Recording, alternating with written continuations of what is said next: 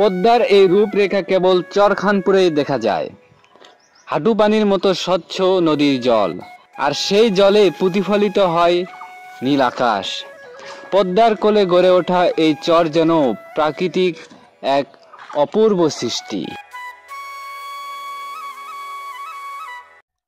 আমি ভ্রমণ করি জানতে, আমি ভ্রমণ করি মনের ক্ষুধা মেটাতে। আজকে আমি এমন এক জায়গায় এসেছি যেখানকার ইতিহাস হয়তো আপনি জানেন না। আমি এখন অবস্থান করছি রাজশাহী জেলার চরখানপুরের জীবনযাত্রা আপনি তুলে ধরবো, সাথে থাকুন। ভাইয়ের নাম কি? আমার মুখ আসল। কত লিটার তেল আছে মাথায়? 24। এই কত কিলোমিটার যাওয়া লাগবে? আপনার এখনো মিটার তো বুঝিনি, মাইল 3 মাইল। 3 মাইল। কত ঘন্টার পথ এটা? আপনি ঘন্টা খানিক ধরেন। এই 1 ঘন্টায় মাথার উপরে 24 লিটার তেল নিয়ে যাচ্ছেন। ঘোড়ার গাড়ি চলে না? ঘোড়ার গাড়ি নেই। আপনার ও মোটর সাইকেল একাধখানা আছে, আপনার ওই অটো, আপনার ট্রাক্টর আছে, সামনেবেলা আসে। আপাত বিপদে। এগুলো কি রাজশাহী শহর থেকে নিয়ে আসতে? হ্যাঁ, রাজশাহী শহর থেকে, সাহেব বাজারের মধ্যে বাজার। চলের মধ্যে আপনার দোকান আছে না? চলের মধ্যে ওই টাকা ঠুকি।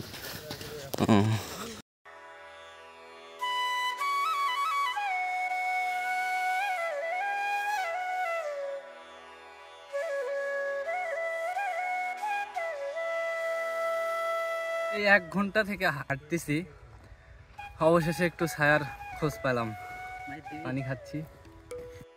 এখানকার মানুষের জীবন জীবিকা নদীকে কেন্দ্র করেই। কেউ মাছ ধরে, কেউ নদীর বালুতে সবজি ফলায়, আবার কেউ যাতায়াত করে এই হাঁটু নদীর মধ্য দিয়েই।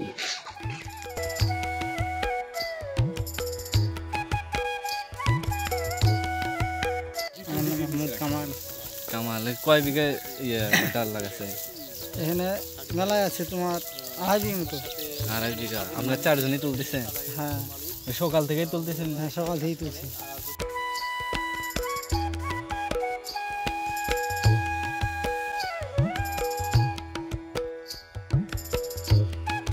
ভাইয়ের নাম কি? নাম মোহাম্মদ সুজন আলী। কতটা গরু আছে এখানে?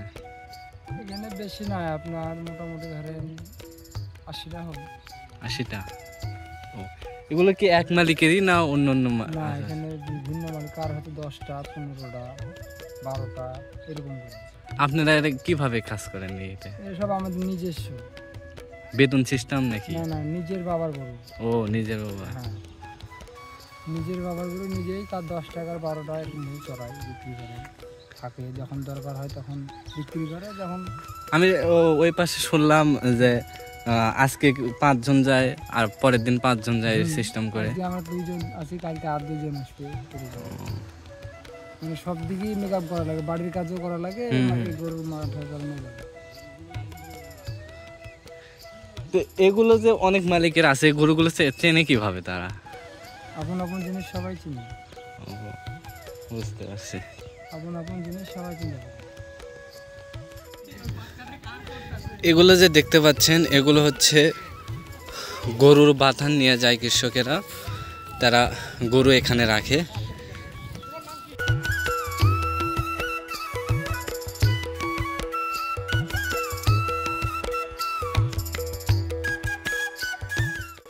এই চরখানপুরের প্রাণ কৃষক, তাদের ঘামি ফসল ফলে, চরে ওঠে উর্বর, সেখানে ধান, গম, সরিষা আর শাকসবজির চাষ হয়।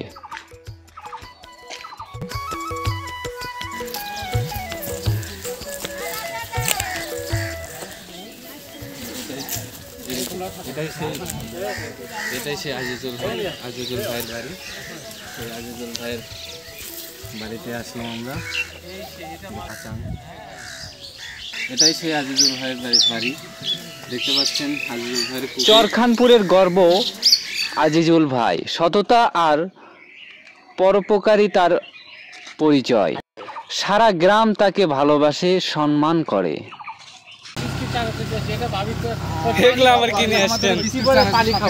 এত সুন্দর পানি টিউবওয়েলে।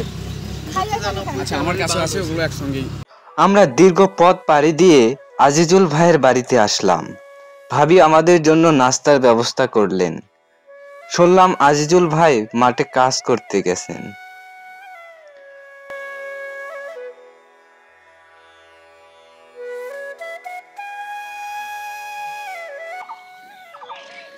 গ্রামীণ খাবারের মধ্যে কুমড়া বড়ি একটি পরিচিত নাম।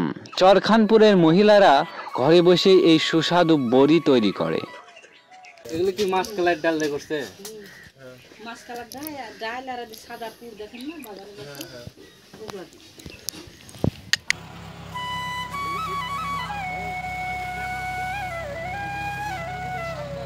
2 কিলোমিটার পথ পাড়ি দিয়ে হেঁটে পায়ে হেঁটে দুর্গম পথ বলা চলে, বালির উপরে দিয়ে হেঁটে, তারপর উঁচু নিচু পথ, মাঠ পেরিয়ে আবার বালি পথ, তারপরে আবার নৌকায় করে নদীতে পার হয়ে তারা একটা হসপিটালে যায়। তো এই একটা আমার কাছে বিষয়। আরেকটা বিষয় হচ্ছে এখানে বাজার করা খুবই কঠিন, এবং আমরা আসতে দেখলাম যে কিছু মানুষ তাদের জীবনে নিত্য প্রয়োজনীয় যে সামগ্রীগুলো জীবন জীবিকার জন্য মাথায় করে সেই প্রায় 1 ঘন্টা 45 মিনিট মাথায় করে 20 কেজি বোঝা নিয়ে তিনি তার এখানে আসলেন। খুবই কঠিন জীবন এখানে। আর শিক্ষার কথা যদি বলি, এখানে একটি স্কুল আছে, সেই স্কুলটাও শুনেছি যে খুব ভালোভাবে রান করে না। সুতরাং শিক্ষাটাও এখানে অনেক কঠিন।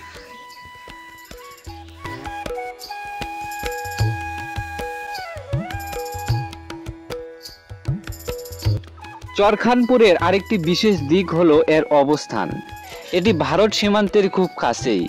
সীমান্তের উপরে দেখা যায় ভারতের গ্রাম, যাদের জীবনযাত্রা অনেকটাই আমাদের মতো। এখানে সীমান্তের কড়াকড়ি থাকলেও দুই দেশের মানুষের মাঝে এক অদৃশ্য বন্ধন রয়েছে।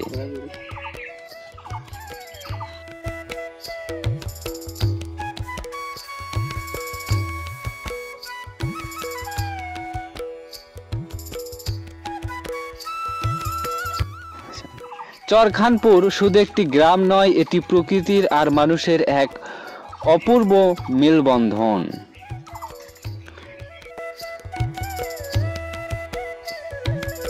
চরখানপুরের আজিজুল ভাইয়ের মতো আরো অনেক সংগ্রামী সহজ সরল মানুষ আছে। তেমনি একজন ভাই আব্দুল্লাহ ভাই। আমরা আব্দুল্লাহ ভাইয়ের বাড়িতে আসি।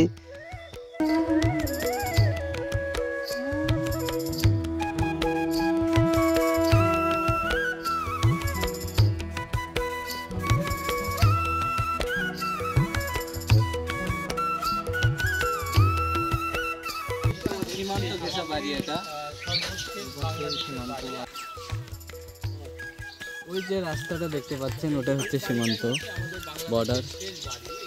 ওর পার্শ্ববর্তী এই হলো ভারত। চরখানপুরের সেই সীমান্তবর্তী এলাকা। আমার পাশে দেখতে পাচ্ছেন, এটা হচ্ছে ভারতের সীমান্ত আর এটা হচ্ছে বাংলাদেশের সীমান্ত। আর পিছে যে দেখতে পাচ্ছেন বাঁশবাগান, ওখানে ভারত বাংলাদেশের পতাকা বৈঠক হয়। আর এটাই হলো ওই পাশে যে বাড়ি দেখতে পাচ্ছেন, ওই বাড়িতে এটাই হলো সীমান্তর লাস্ট বাড়ি। এখানে ভারত বাংলাদেশের মানুষের মধ্যে কোনো ভেদাভেদ নেই, সবাই মিলেমিশে কাজ করে। এগুলো জমিতেও বাংলাদেশের কৃষকেরা কাজ করে, দেখতে পাচ্ছি। এখানকার মানুষ সংগ্রামী, পরিশ্রমী আর একে অপরের পাশে থাকা মানুষ। প্রকৃতির সৌন্দর্য আর মানবতার গল্প একসঙ্গে মিশে আছে এই চরখানপুরে।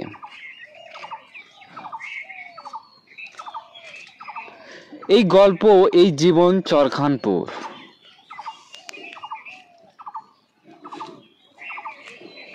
আজ বিদায় নিচ্ছি, দেখা হবে নতুন কোনো ভিডিওয়।